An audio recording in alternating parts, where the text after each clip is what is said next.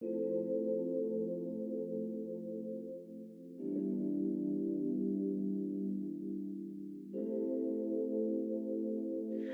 back to my channel. My name is Fatima and welcome if you're new. For those who may not know, in addition to this YouTube channel, I am also a certified mindfulness meditation instructor. I'm also a certified breathwork facilitator, and I have a nonprofit called Soul Beauty Outreach. I'll link it down below if you want to learn more about it. So let's go ahead and dive into this video. So if you have been following along on this series, side note, it's giving jungle, it's giving wild safari. I didn't really think this through. I just like the lighting in here, so bear with me. But yeah, in this video, it kind of works with this video because we're talking about having fun, okay? We're talking about building confidence. We're talking about putting yourself back out there. If you missed episode 1 and episode 2 of the Divine Detour series, make sure you go ahead and watch those first so you can have some context.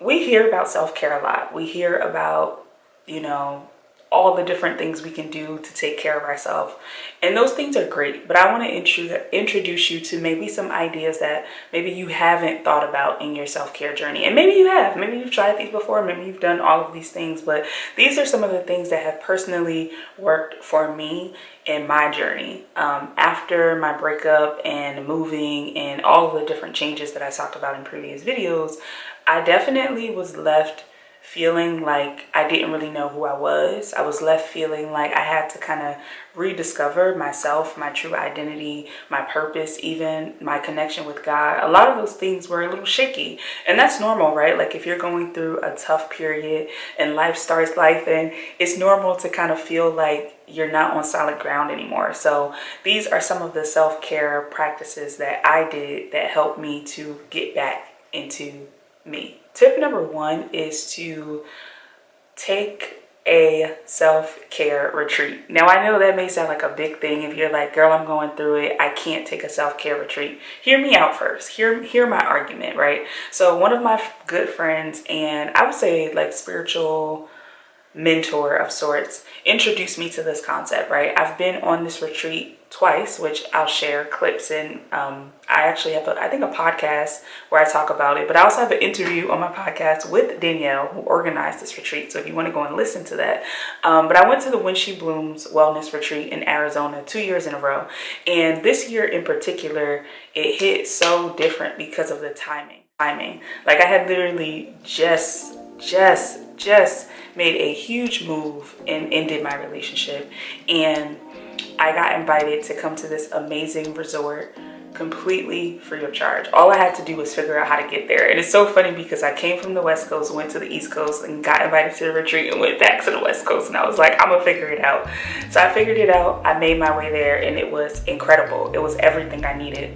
But what I would say about going on a retreat is, like, if you think about self-care as maintenance, right? It's not just something that you treat yourself to, like this massage every once in a while, or maybe every once in a while you have like an at-home spa day. Like those are cute Instagrammable moments, but we're talking about like a deeper level of healing, right? A deeper level of transformation for your mind, body, and spirit. So being intentional about that. So yes, you may go on a retreat, maybe you're in an emergency situation, right? Where you feel like you just went through something huge, something crazy, some big shift, and you just need to go. You just need to go take a trip. That's cool too. But what I'm talking about is actually incorporating a retreat into your lifestyle, right? So if you have a certain amount of vacation days, or if you know you want to go on vacation, or if you want to take a retreat every quarter, that has become my goal. My goal is every 3 months I want to do some form of a retreat. Now, it may not be $1,000 worth retreat in Arizona every time, but I mean, one day, come on, Lord.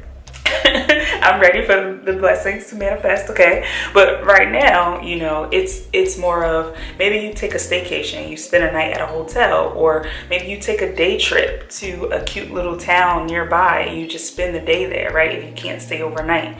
Just thinking of small ways that you can incorporate a self-care retreat into your wellness routine is huge, okay? So think about that, consider it, and it'll change your life.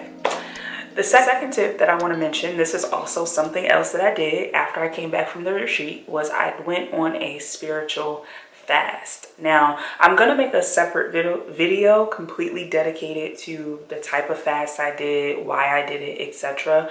But just to kind of summarize it in this video, a spiritual fast is less about losing weight in your body and how you look in your clothes, and more about connecting with God. So the fast that I did was, I think it was like the partial Daniel fast.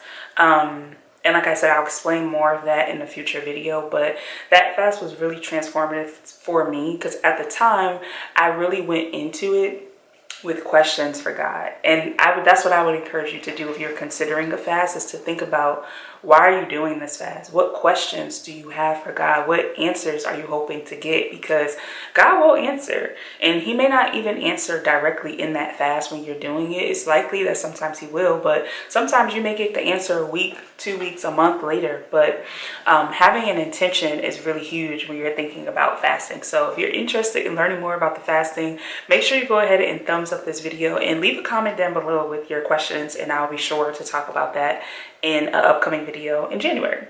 Okay, so the next tip that I want to suggest is focusing on your beauty. Now, this one may seem like, okay, yeah, we know self-care, focus on your beauty, but I mean like really investing in your beauty, right? So taking a look at the things that you're currently doing, looking at your skin, looking at your hair, looking at your nails, thinking about holistically, like, what are the areas of your beauty routine and your beauty process that maybe you've neglected because of the challenges you've been facing.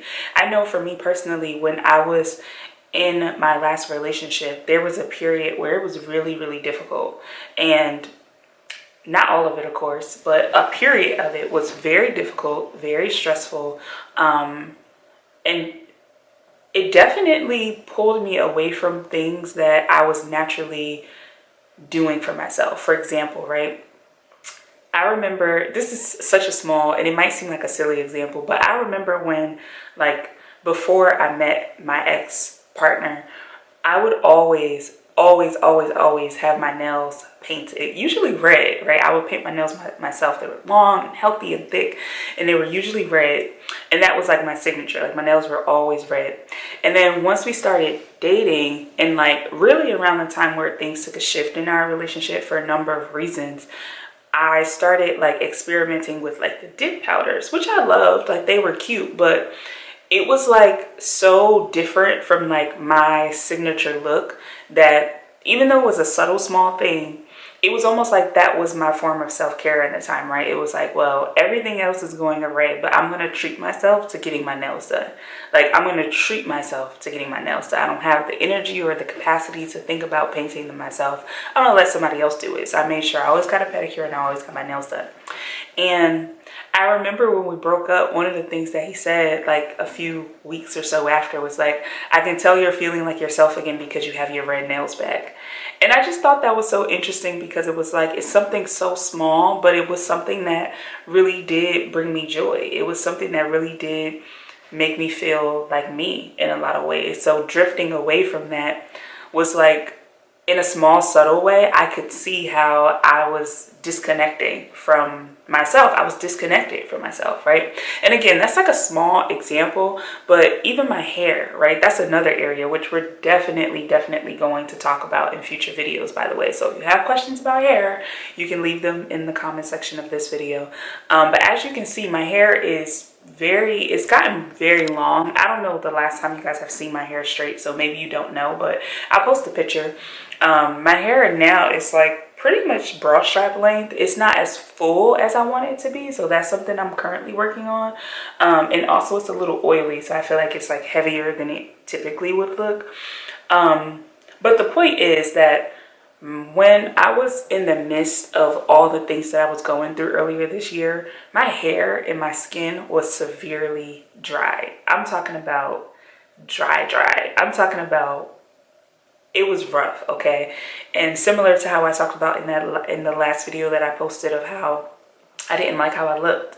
I had gained a bunch of weight. My face was super puffy. I was always bloated. It literally looked like I was pregnant, you know? So to go from that to how I look now and how I feel now in my body, it's like, that's because I invested time and energy into my beauty, and I set goals. Like I literally wrote out, okay, once a week I'm gonna give myself a facial, I'm gonna paint my nails, I'm gonna make sure I do a pedicure for myself, I'm gonna take care of my hair. So I went on a no heat healthy hair journey where I kept my hair in twist for several months, and I would wash it, deep condition, do the whole process. Again, I'll have a whole video breaking down all of that. This is just kind of like the cliff notes of what I did, but I will show some pictures and some videos of like how I was taking care of my hair during that time, because I had to get it together. Like it just was not where it needed to be. Be in this place a few months later and seeing how me taking the time and effort and the intention to set goals for my beauty routine,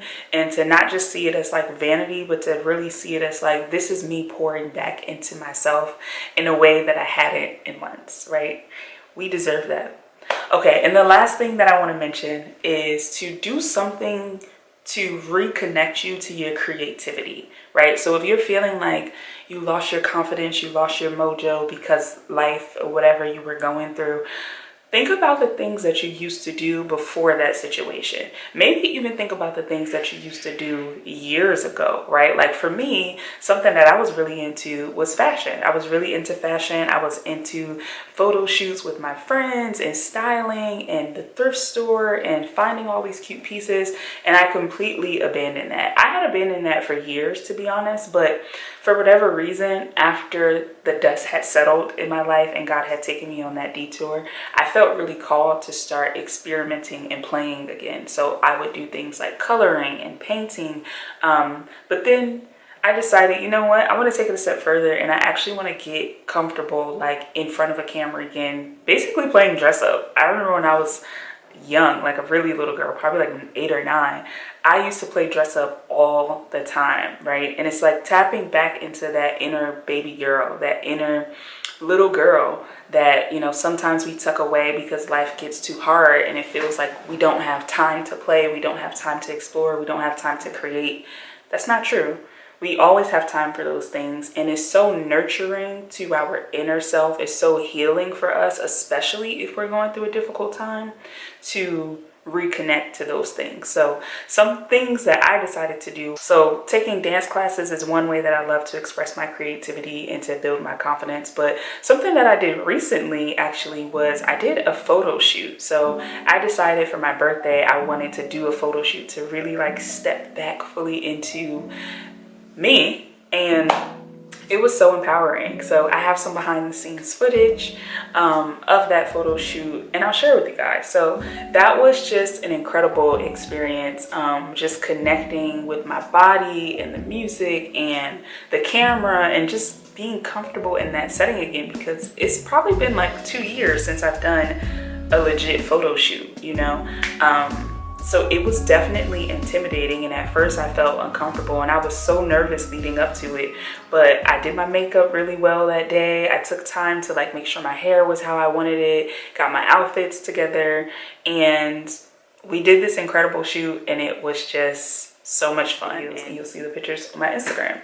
So with that being said, if you've made it to the end of this video, thank you. Number one, I appreciate you for watching all the way through. I also want to encourage you to turn on your notifications. A few people commented in my last video like, oh my gosh, like I didn't know you were back. And it's like, y'all know how Instagram and YouTube is. If you don't post consistently, like if you don't post every day or something, it's like the algorithm just won't show your stuff. So click that little bell next to the subscribe button so that you can get notifications when I upload. Yeah, and you won't miss anything. And the same with Instagram. You can do the same thing on Instagram as well. So I think that's everything. I hope that you enjoyed this video.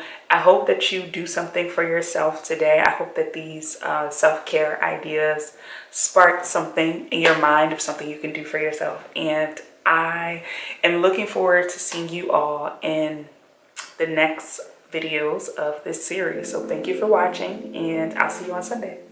Bye.